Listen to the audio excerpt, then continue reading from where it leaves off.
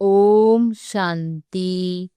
12 जून 2026 के ईश्वरीय महावाक्य। पहले एक नजर मुरली के मुख्य पॉइंट पर। बाबा ने कहा, शिव बाबा निराकार है, उनका कोई स्थूल या सूक्ष्म शरीर नहीं है, इसलिए उनकी महिमा सबसे न्यारी है। सच्चे सेंसिबल बच्चे वही हैं जो आत्म अभिमानी में रहते हैं। ज्ञान को मनन कर हजम करना है, केवल सुनना नहीं बल्कि दिल से धारण करना ही वास्तविक मेहनत है। भक्ति में केवल पुकारते हैं, ज्ञान में बाप को यथार्थ रूप से पहचानते हैं। और फिर बाबा ने कहा, आत्मा और परमात्मा अलग है। आत्मा कभी परमात्मा में लीन नहीं होती, दोनों अविनाशी हैं। सृष्टि चक्र का ज्ञान दुनिया सतोप्रधान से तमोप्रधान और फिर तमोप्रधान से सतोप्रधान बनती है। आत्मा, परमात्मा और ड्रामा तीनों अविनाशी है। 84 जन्मों का रहस्य देवता धर्म की आत्माएं 84 जन्म लेकर पुनः संगम युग पर बाप से मिलती है। और फिर लास्ट में बाबा ने कहा, शिव बाबा ब्रह्मा तन में प्रवेश कर राजयोग सिखाते हैं और मनुष्य से देवता बनाते हैं। शिव बाबा ब्रह्मा मुख द्वारा ज्ञान की गंगा बहाते हैं। श्रेष्ठ कर्मों का अभ्यास ऐसे कर्म करने हैं जिससे कर्मों की सजा न खानी पड़े। किसी भी विनाशी वस्तु या देह का नशा नहीं रखना है। ज्ञान को मनन करके शक्ति प्राप्त करनी है। और अब सुनते हैं महावाक्यों को विस्तार से। मुरली का सार। मीठे सेंसिबल बच्चे, सदा याद रखो कि हम अविनाशी आत्मा है। हमें अब बाप के साथ पहले तबके फ्लोर में जाना है। प्रश्न है, कौन सी मेहनत तुम हर एक बच्चे को अवश्य करनी है? उत्तर है, बाबा तुम्हें जो इतनी नॉलेज देते हैं उसे अपनी दिल से लगाते रहो। अंदर ही अंदर उसको मनन कर हजम करो, जिससे शक्ति मिलेगी। यह मेहनत अवश्य हर एक को करनी चाहिए। जो ऐसी गुप्त मेहनत करते हैं वह सदा हर्षित रहते हैं। उन्हें नशा रहता है कि हमें पढ़ाने वाला कौन है, हम किसके सामने बैठे हैं। ओम शांति। यह किसने कहा? 2 बार कहते हैं ओम शांति, ओम शांति। एक शिव बाबा ने कहा, एक ब्रह्मा बाबा ने। यह बाप दादा इकट्ठे हैं तो दोनों को बोलना पड़े ओम शांति, ओम शांति। अब पहले किसने कहा, बाद में किसने कहा? पहले शिव बाबा ने कहा ओम शांति, मैं शांति का सागर हूँ। पीछे किसने कहा? दादा की आत्मा ने कहा। बच्चों को याद दिलाते हैं ओम शांति, मैं तो सदैव देही अभिमानी हूँ, कभी देह अभिमान में नहीं आता हूँ। एक ही बाप है जो सदैव देही अभिमानी रहते हैं। ब्रह्मा विष्णु शंकर ऐसे नहीं कहेंगे। तुम जानते हो, ब्रह्मा विष्णु शंकर का भी सूक्ष्म रूप है। तो ओम शांति करने वाला एक शिव बाबा है जिसको कोई शरीर नहीं। बाप तुमको अच्छी रीति समझाते हैं और कहते हैं, मैं एक ही बार आता हूँ। मैं सदैव देही अभिमानी हूँ, मैं पुनर्जन्म में नहीं आता, इसलिए मेरी महिमा ही न्यारी है। मुझे कहते हैं निराकार परमपिता परमात्मा। भक्ति मार्ग में भी शिव के लिए कहेंगे निराकार परमपिता परमात्मा है। निराकार की पूजा होती है, वह कभी देह में नहीं आते हैं, अर्थात देह अभिमानी नहीं बनते हैं। अच्छा, फिर उसके नीचे आओ सूक्ष्म वतन में, जहाँ ब्रह्मा विष्णु शंकर रहते हैं। शिव का नाम रूप तो देखने में नहीं आता है, चित्र बनते हैं, लेकिन वह है निराकार। वह कभी साकार बनते ही नहीं। पूजा भी निराकार की ही होती है। बच्चों की बुद्धि में सारा ज्ञान रहता है। भक्ति तो की है, चित्र बच्चों ने देखा है। तुम जानते हो, सतयुग त्रेता में न चित्रों की भक्ति होती न विचित्र की। बुद्धि में आता है परमपिता परमात्मा विचित्र है। उनका न सूक्ष्म न स्थूल चित्र है। उनकी महिमा गाई जाती है। दुखहर्ता सुखकर्ता पतित पावन। तुम और किसी के चित्र को पतित पावन नहीं कहेंगे। कोई भी मनुष्य नहीं जिनकी बुद्धि में यह बात हो। ब्रह्मा विष्णु शंकर है सूक्ष्मवतनवासी। पहला तबका, फिर दूसरा तबका, ऊंचते ऊंच मूल वतन। उस तबके में रहने वाला है परमपिता परमात्मा। सेकंड नंबर तबके में सूक्ष्म शरीर वाले हैं। थर्ड तबके में स्थूल शरीरधारी है। इसमें मोजना नहीं है। यह बातें सिवाय परमपिता परमात्मा के कोई समझा नहीं सकता है। ऊपर में सृष्टि है आत्माओं की, उसको कहा जाता है निराकारी दुनिया। हम सब आत्माओं की दुनिया, इनकॉर्पोरियल वर्ल्ड। फिर हम आत्माएं कॉर्पोरियल वर्ल्ड में आती है। वहाँ है आत्माएं, यहाँ है जीव आत्माएं। यह बुद्धि में रहना चाहिए। बरोबर हम निराकारी बाबा के बच्चे हैं। हम भी पहले निराकार बाप के पास रहते थे। निराकारी दुनिया में ही आत्माएं रहती है, जो अभी तक पाड़ बजाने लिए आते रहते हैं साकार में। वह हो गया निराकार बाप का वतन। हम आत्मा है, यह नशा होना चाहिए। अविनाशी चीज का नशा रहना चाहिए। विनाशी चीज का थोड़ी ही होना चाहिए। देह के नशे वाले को देह अभिमानी कहा जाता है। देह अभिमानी अच्छे व आत्म अभिमानी अच्छे। सेंसिबल कौन? आत्म अभिमानी। आत्मा ही अविनाशी है, देह तो विनाशी है। आत्मा कहती है हम 84 देह लेते हैं। हम आत्मा परमधाम में बाप के साथ रहने वाली है। वहां से आते हैं यहाँ पाड़ बजाने। आत्मा कहती है ओ बाबा, साकारी सृष्टि में है साकारी बाबा, निराकारी सृष्टि में निराकार बाबा। यह तो बिल्कुल सहज बात है। अब ब्रह्मा को कहते हैं प्रजापिता ब्रह्मा, सो तो यहाँ ठहराना। वहाँ हम आत्माएं सब एक बाप के बच्चे, ब्रदर्स है। बाप शिव के साथ रहने वाले हैं। परमात्मा का नाम है शिव, आत्मा का नाम है सालिग्राम। आत्मा का भी रचयिता चाहिए ना। दिल में हमेशा बातें करते रहो। जो ज्ञान मिला है वह अपने दिल से लगाने के लिए मेहनत करनी है।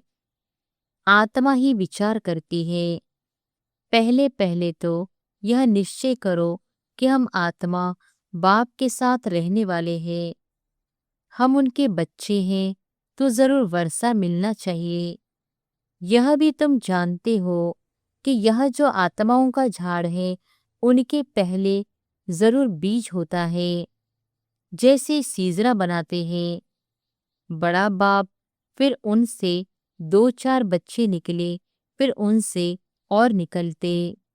1-2 वृद्धि को पाते पाते झाड़ बड़ा हो जाता है। बिरादरी का नक्शा होता है, फलाने से फलाना निकला। तुम बच्चे जानते हो, मूल वतन में सभी आत्माएं रहती है। उनका भी चित्र है। ऊंचते ऊंचे बाप, तुम बच्चों की बुद्धि में है, बाबा इस शरीर में आया हुआ है। रूहानी बाप इनमें आकर रूहों को पढ़ाते हैं। सूक्ष्म वतन में तो नहीं पढ़ाएंगे। सतयुग में तो यह नॉलेज किसको भी रहती नहीं। बाप ही इस संगम युग पर आकर यह नॉलेज देते हैं। इस मनुष्य सृष्टि रूपी झाड़ की नॉलेज कोई को है नहीं। कल्प की आयु ही बहुत बड़ी लिख दी है। अभी बाप तुमको समझाते हैं, बच्चे अभी तुमको फिर घर चलना है। वह है आत्माओं का घर। बाप और बच्चे रहते हैं, सब ब्रदर्स है।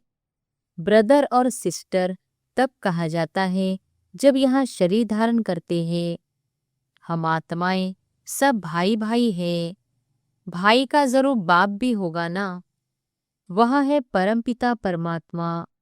सभी आत्माएं शरीर में रहते हुए उनको याद करती है। सतयुग त्रेता में कोई याद नहीं करते हैं। पतित दुनिया में सभी उनको याद करते हैं क्योंकि सब रावण की जेल में है।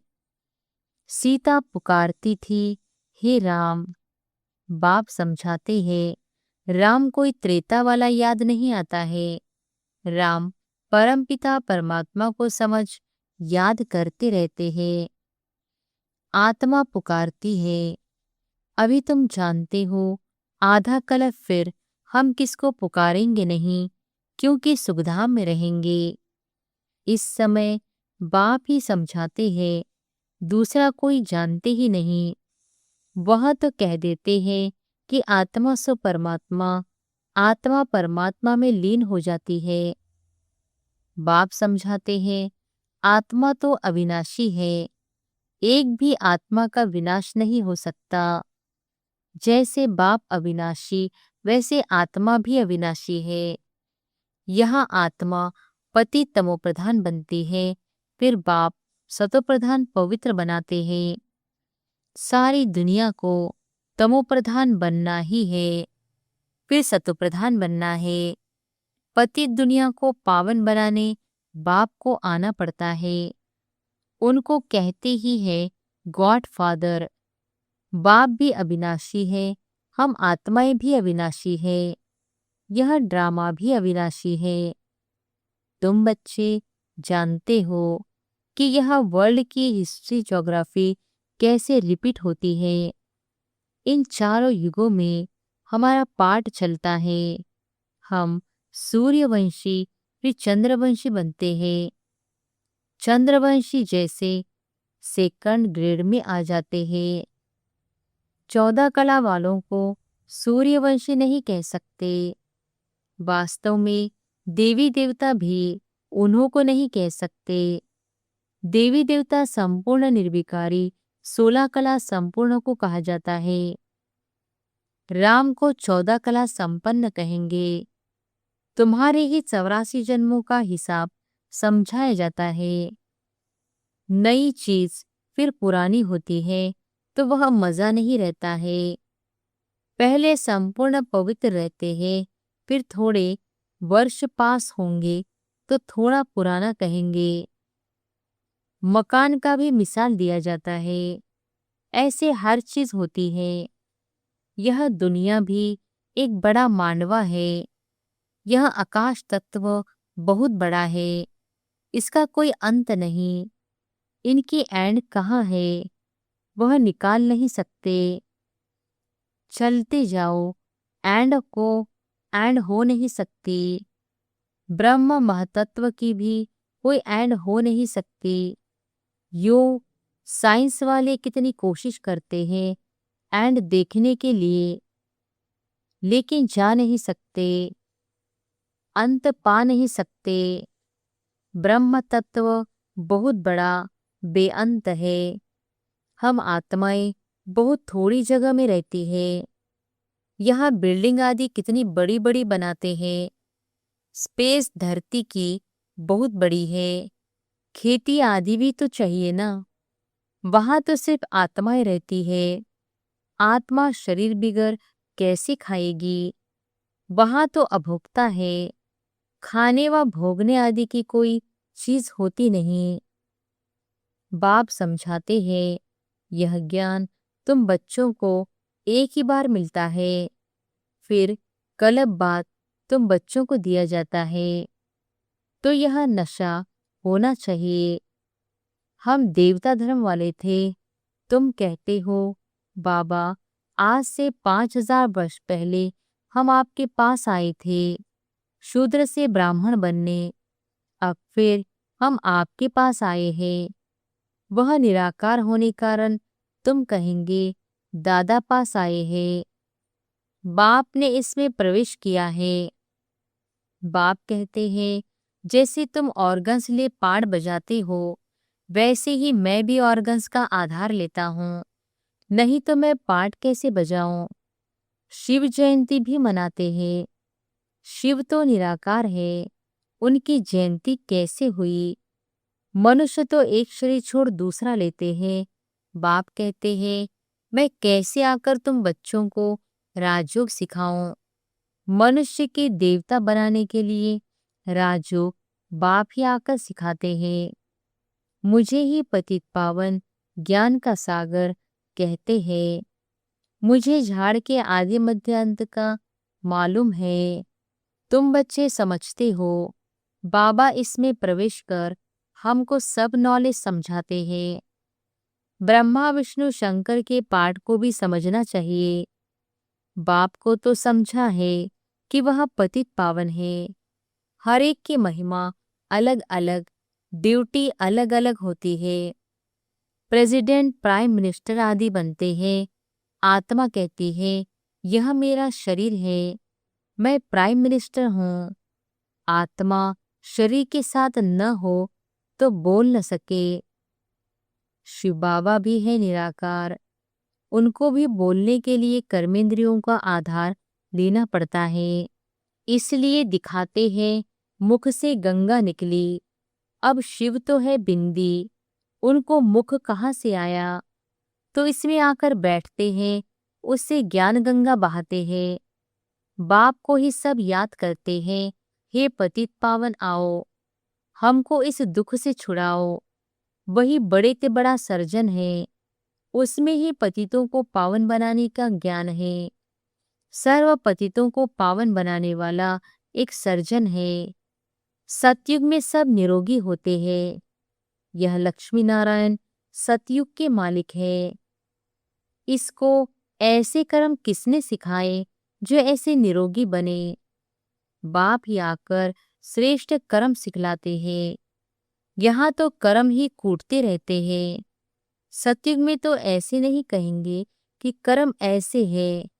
वहाँ कोई दुख रोग होता नहीं। यहाँ तो एक दो को दुख ही देते रहते हैं। सतयुग त्रेता में दुख की बात होती नहीं। जो कहा जाए कि यह कर्मों का भोग है।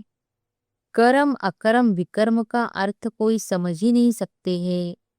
तुम जानते हो हर एक चीज अपने सत्वप्रधान फिर सतो रजो तमो बनती है।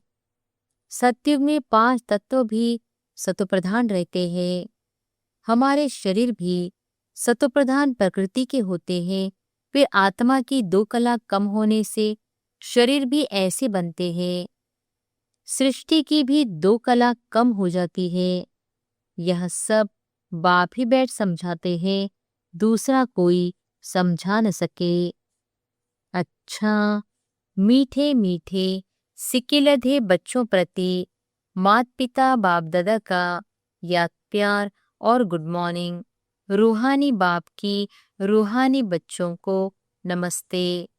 धारणा के लिए मुख्य सार, पहली पॉइंट, अभी से ही बाप की श्रीमत पर ऐसे श्रेष्ठ कर्म करने हैं जो फिर कभी कर्म कूटने न पड़े, अर्थात कर्मों की सजाएं न खानी पड़े। दूसरी पॉइंट, किसी भी विनाशी चीज का नशा नहीं रखना है। यह देह भी विनाशी है, इसका भी नशा नहीं रखना है, सेंसिबल बनना है। वरदान है, इस पुरानी दुनिया को विदेश समझ इससे उपराम रहने वाले स्वदेशी भव। इस पुरानी दुनिया को विदेश समझ, इससे उपराम रहने वाले स्वदेशी भव। जैसे कई लोग विदेश की चीजों को टच भी नहीं करते हैं, समझते हैं अपने देश की चीज का प्रयोग करें। ऐसे आप लोगों के लिए यह पुरानी दुनिया ही विदेश है। इससे उपराम रहो, अर्थात पुरानी दुनिया की जो चीजें हैं, स्वभाव संस्कार हैं, उनकी तरफ जरा भी आकर्षित न हो। स्वदेशी बनो, अर्थात आत्मिक रूप में अपने ऊंचे देश परमधाम और इस ईश्वरीय परिवार के हिसाब से मधुबन देश के निवासी समझ इसके नशे में रहो। स्लोगन है, झमेलों में फंसने के बजाय सदा मिलन मेले में रहो। झमेलों में फंसने के बजाय सदा मिलन मेले में रहो।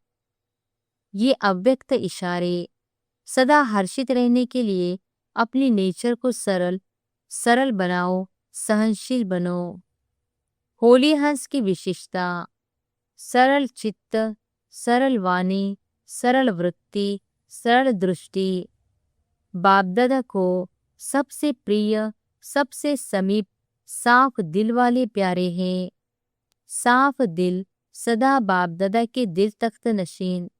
सर्वश्रेष्ठ संकल्प पूर्ण होने के कारण वृत्ति में, दृष्टि में, बोल में, संबंध संपर्क में सरल और स्पष्ट एक समान दिखाई देते हैं। अच्छा, ओम शांति।